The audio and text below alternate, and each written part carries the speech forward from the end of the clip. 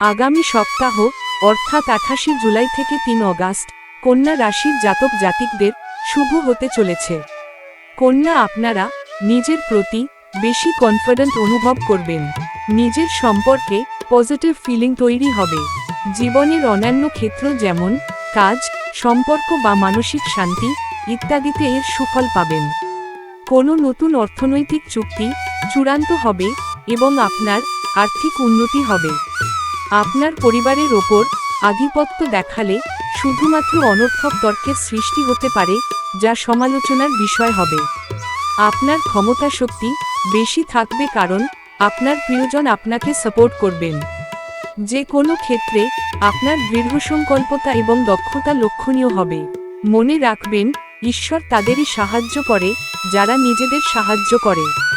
বিয়ে সম্পর্কে আপনার দৃষ্টিভঙ্গি স্পষ্ট হবে।